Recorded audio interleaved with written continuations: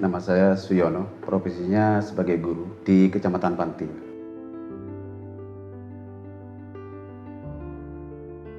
Waktu itu musim hujan, lembaga kami SDN Suci 4 di pucuk Gunung Argopuro di Kecamatan Panti kena puting angin beliung.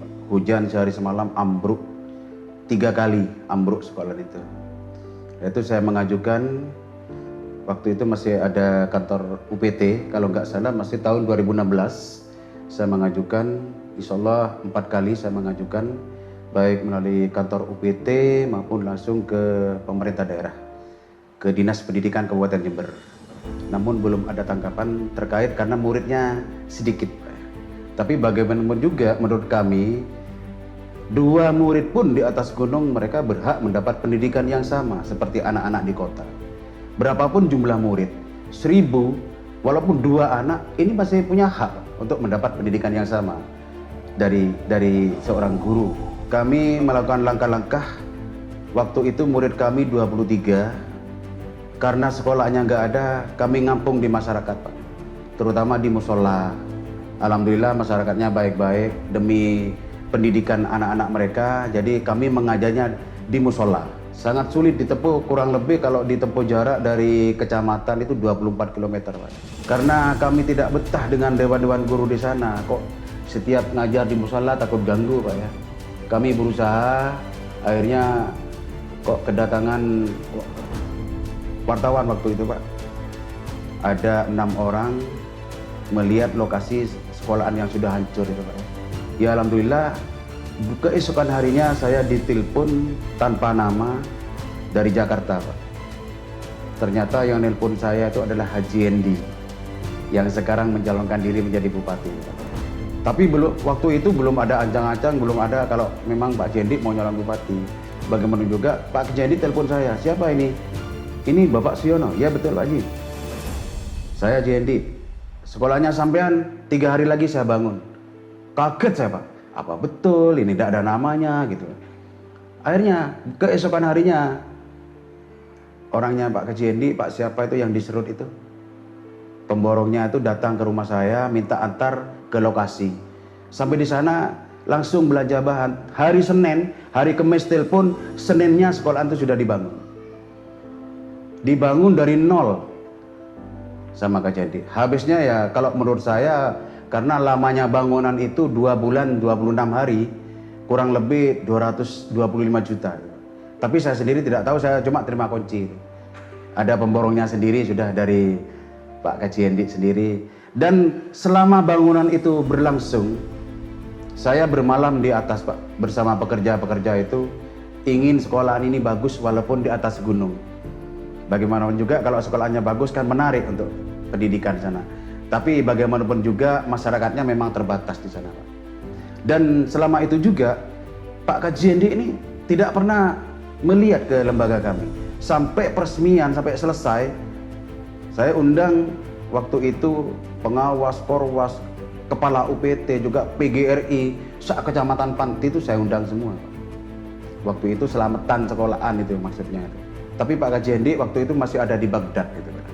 Mohon maaf tidak bisa menghadiri katanya. Selama itu juga Pak Kajiendi tidak pernah mengingat, dan dia melihat saya numpak sepeda Supra yang dulunya baru itu, baru selama 2 tahun di sana, 3 tahunan saya di sana, hancur sepeda, Pak. Jendi mungkin kasihan. Berapa jam sampean ke sana? Ya 1,5 jam Pak Ji. Gimana kalau saya belikan sepeda? Ya maunya saya dibelikan CBR, Pak. CBR yang harganya 35 juta lebih itu, saya tidak mau. Saya minta trail aja, karena jalannya naik ke atas gunung. Akhirnya besok ambil trailnya, langsung Pak. Jadi saya ngomong hari Rabu, Kamisnya saya langsung disuruh ngambil trail itu.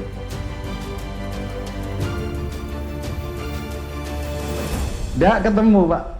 Ambil sendiri sudah di perusahaan air Al-Qadiri gitu.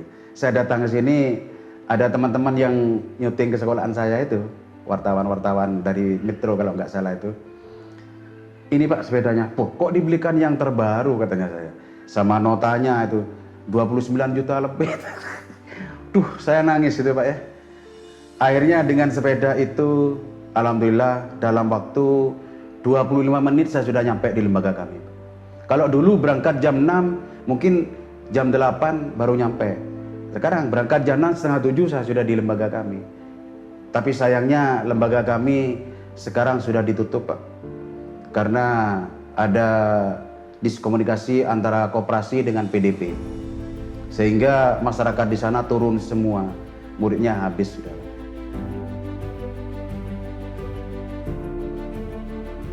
Harapan saya, ya kalau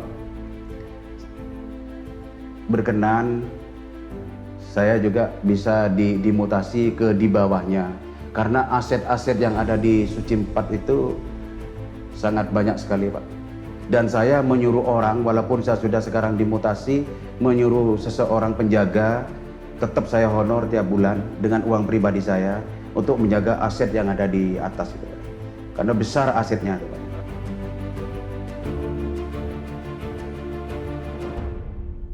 Mungkin waktu itu tidak ada yang hadir, Pak. Tidak ada yang hadir.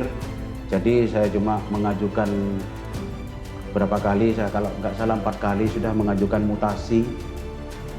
Selama 1 tahun saya terombang-ambing, tidak nemu tempat tugas. Sedangkan di bawah, SD di bawah, banyak kepala sekolah yang 3 orang meninggal dunia, ada 2 orang yang sudah purna tugas, dan saya sendiri sudah mengajukan pengajuan untuk dimutasi ke SD yang kosong kepala sekolahnya, tapi sampai saat ini belum.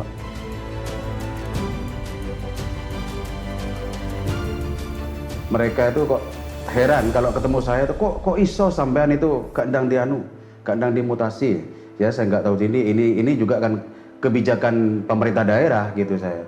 Saya sendiri masa mau maksa. Yang penting saya sudah melakukan langkah-langkah yang benar. Sekolahan ditutup bukan karena apa? Karena memang ada permasalahan dan masyarakatnya nggak ada sama sekali, sudah kosong memang.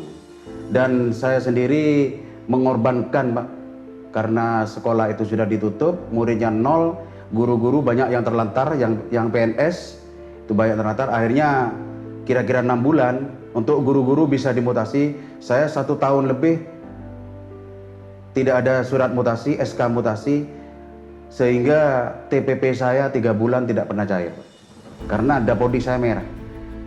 TPP saya yang 3 bulan sekali, 3 triwulan tidak cair, hampir 1 tahun.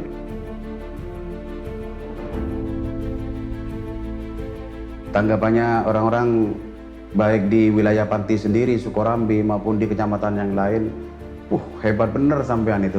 Kok iso sampean diberi sepeda? Ya karena Pak Gaji itu melihat saya numpak sepeda Supra yang sudah lama itu, dan keinginan Pak Gaji itu ingin saya itu ke sekolah itu biar tidak terlambat, Pak. Komunikasi dengan teman-teman, transportasi biar enak. Sepeda ini jangan gunakan untuk dinas, jangan untuk gunakan yang lain. Untuk dinas biar lancar demi pendidikan di Kabupaten Jember. Dari dulu Pak Gaji kan jasanya terlalu besar, gitu, Pak, ya.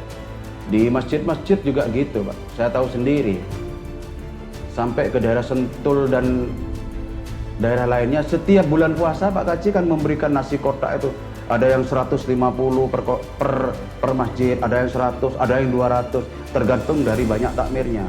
Dari situ keinginan masyarakat tahun 2016 itu, kenapa Pak Gaji itu kodak nyalon bupati? Loyalitasnya seperti ini, sosialnya seperti ini, bantuan-bantuan kepada masjid. Kalau nggak salah, saya dengar itu kurang lebih 1000 masjid Kabupaten Jember itu yang dibangun oleh Jendi, dibantu oleh Pak Jendi. Dan masjid satu-satunya kebanggaan masyarakat Jember adalah masjid di Condro itu, Pak. Itu adalah kebanggaan masyarakat Jember itu. Bangunan asli Pak Jendi itu. Dan saya dari dulu tahun 86 sudah ikut Jendi, Pak. Tahun 86 keluar dari sekolah SPG, saya pengangguran 4 tahun, ikut Pak Jendi, kerja ngecat, dibayar 1000. Opennya, pelaknya Pak Kajendi itu terhadap saya itu luar biasa. Semua orang yang ikut Pak Kajendi, termasuk pemborong-pemborong, terutama bangunan-bangunan itu merasa bangga, Pak Kaji nyalon seperti ini. Karena open, Pak, pelak gitu, Pak. Bagus kepada bawahannya itu bagus. Merakyat. Gitu. Bukan hanya di Panti, Di kabupaten lain, walaupun bukan wilayahnya Pak Kajendi, pernah Pak Kajendi bantu di Probolinggo, Pak. Di atas gunung sekolahan yang ambruk, kena puting beliung ini Pak tukangnya sendiri, pemborongnya yang cerita. Bukan hanya di panti, Pak. Dia itu sangat peduli kepada pendidikan. Dan setiap Pak Jendi itu memberikan sumbangan, baik kepada lembaga pemerintah maupun lembaga yayasan, pondok pesantren maupun Pak Kajendi tidak pernah mengingat tuh, Pak. Dia itu melupakan apa yang dia sumbangkan tuh selalu melupakan. Tapi saya pribadi, Pak, tahun 2016 bulan November, Pak Kajendi pernah menyumbang. Saya ingin ketemu, ingin mengucapkan terima kasih kepada Pak Kajendi. Tapi Pak Kajendi masih ke luar negeri waktu itu. Dia tidak pernah mengingat, Pak. Apa yang dia sumbangkan tidak pernah mengingat.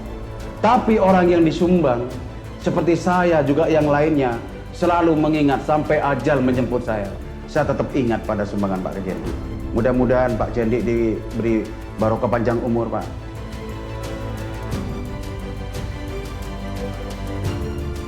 Harapannya guru-guru untuk wilayah Kecamatan Panti, Sukorambi maupun Kabupaten Jember, ini semua yang saya dengar, mudah-mudahan Pak Kajendi bisa mengangkat guru-guru yang honorer itu.